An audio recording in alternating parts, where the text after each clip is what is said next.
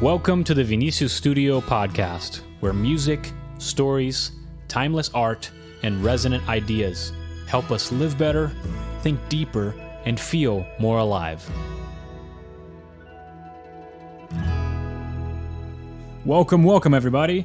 This is Vinicius Barbosa Pipa. I'm a composer and a songwriter. I'm a professor at Berklee College of Music Online and an Emmy nominee. So today we are talking about creativity. The ins and outs, the ups and downs, the good, the bad, and the ugly. It should be interesting. Before we jump into it, I have something to ask of you. If you are listening to this podcast on one of the podcast apps, so Spotify or Apple Podcasts, would you give me a follow over there? And if you're listening on YouTube, please hit subscribe and leave a like on the video and maybe a comment in the comment section. That way the algorithm will bless me and will put my podcast in front of more and more people so they can experience all this goodness as well. All right, thank you so much. We start, of course, with a reading. To live as an artist is a way of being in the world, a way of perceiving, a practice of paying attention, refining our sensitivity to tune in to the more subtle notes, looking for what draws us in and what pushes us away, noticing what feels resonant. Rick Rubin, The Creative Act, A Way of Being. So in today's episode, I'm going to be talking about how to be creative. And that obviously applies when you are engaging in a creative project, like writing a song or a book or making a movie. But I want you to know that creativity is not only for those who are quote-unquote creatives by trade. You can apply these principles to many other things in your life. You can apply them at work. If you work on something not creative, you can apply them to your relationships. You can apply them to raising your family, to managing your household. There are so many areas that creativity can touch. So that's what I want to try and cover a little bit here. And what I mean by that is that creativity is, of course, a practice. So it is something that you do, right? When you are making something, creating something, but it is also something that you are. So it is a way of engaging with the world, perceiving the world, paying attention to things, noticing when one event connects with another, or when something that's happening in your life connects to something that happens in the life of someone else, right? So it's kind of connecting the dots of a variety of things as if your life is authored and written by someone, right? Because it is. So that's what I'm trying to direct your mind to. That creativity is not just something that you do, but something that you are if you learn how to receive and pay attention to the world around you in the right way. And those two things, obviously, they can connect, right? The doing and the being connect. Now, the first thing I want to cover in our conversation about creativity is an idea called resistance. I'm going to talk about it in a little bit. And then we're also going to be talking about the creative process itself. And then I'm going to talk a little bit about inspiration. And we can try and unpack that a little bit. So let's start with this thing called resistance. So I wonder if you've ever experienced anything like this. Procrastination, imposter syndrome, fear, distractions, self-doubt, writer's block, right? Particularly all of these things when you are trying to get a creative project off the ground. If you've experienced any of those things, that is resistance. So resistance is the enemy of creativity, and it shows up in all of these ways that I just described. Now, here's why I wanted to bring this up right from the get-go. A lot of people think that creatives who are at a certain level, either professional or creatives that are just prolific in some way, that they don't experience this stuff. They don't experience procrastination. They don't experience imposter syndrome or self-doubt or writer's block. That is totally not the case.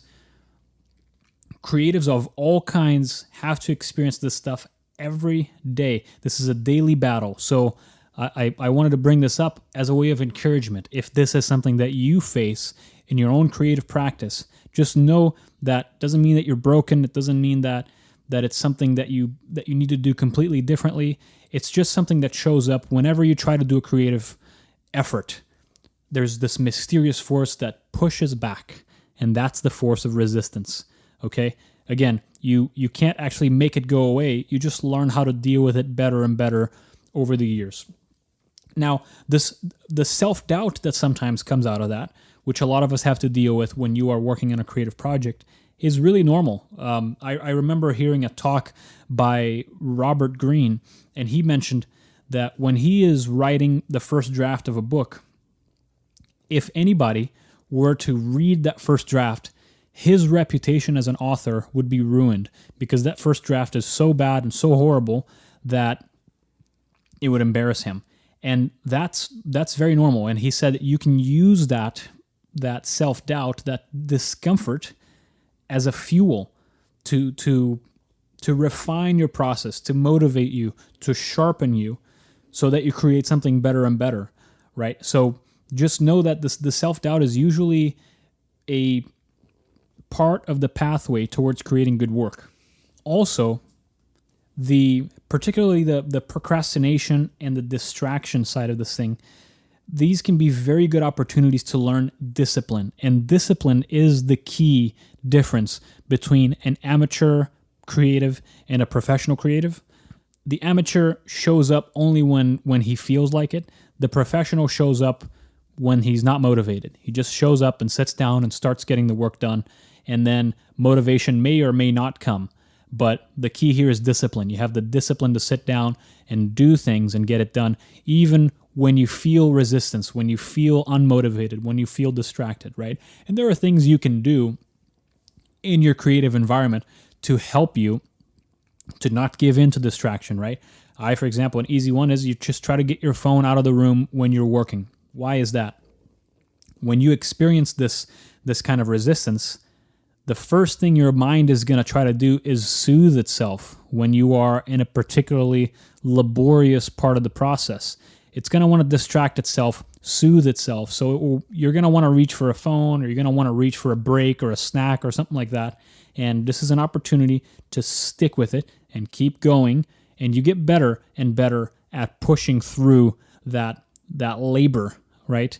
And that's when that idea of flow sometimes comes in. When you push through it enough, at some point you stop realizing that you're in the middle of a creative process, and it just sort of flows out of you naturally. I'm going to talk more about that later on.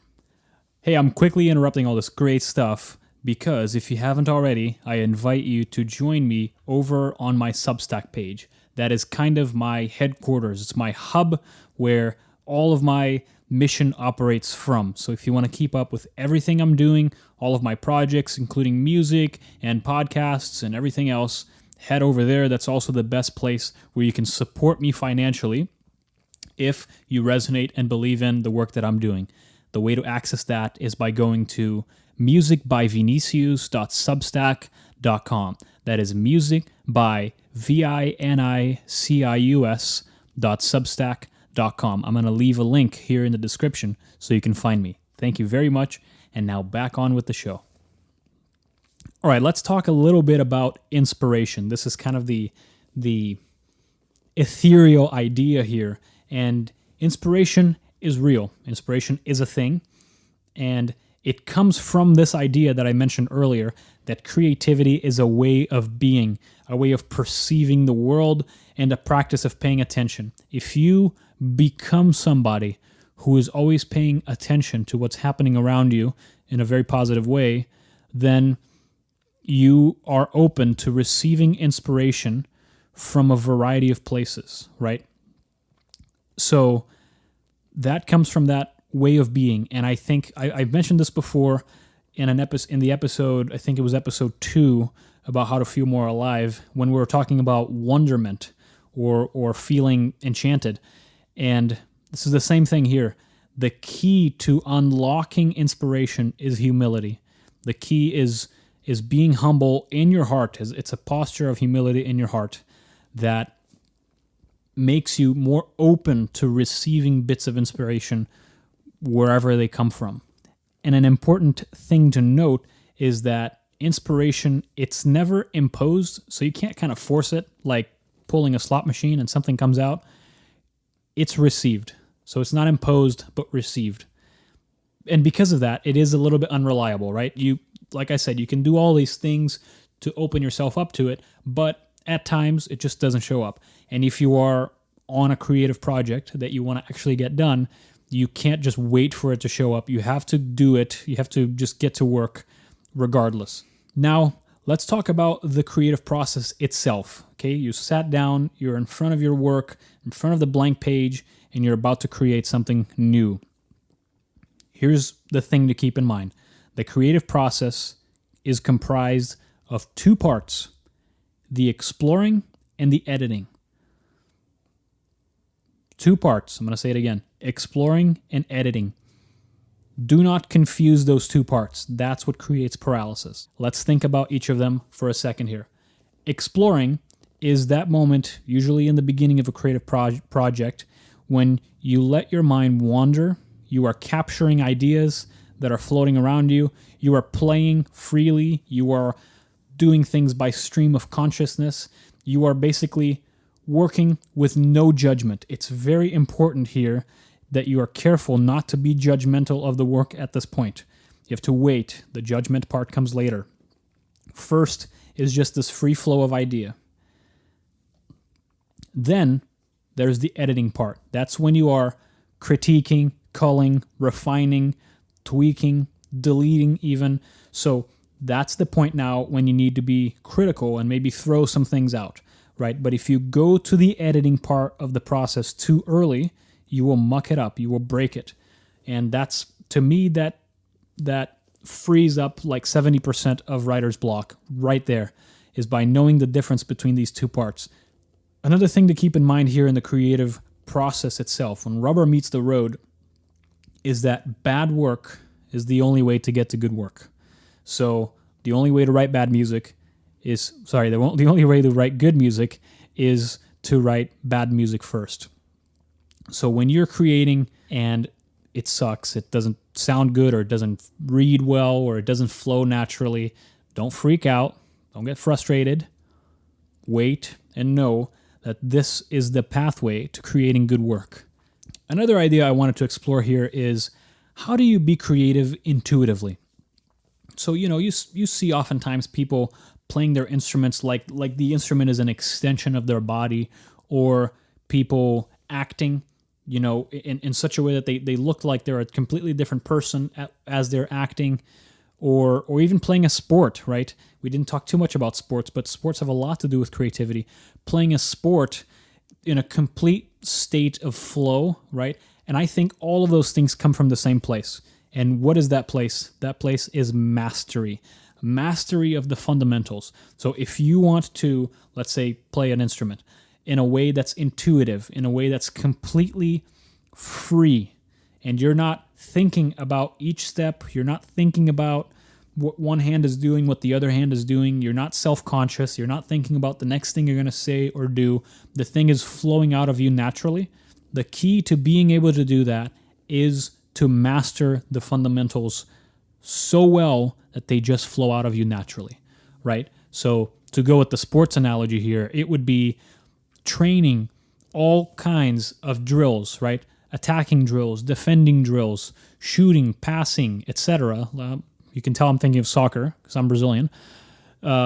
So you're doing all those things so that when you are in the middle of the game and the ball is in your feet, you're not thinking, what am I going to do next? What am I going to do next? You're not thinking about all of the specifics of the process. You are just thinking of the game as a whole, and it flows out of you intuitively by instinct, right?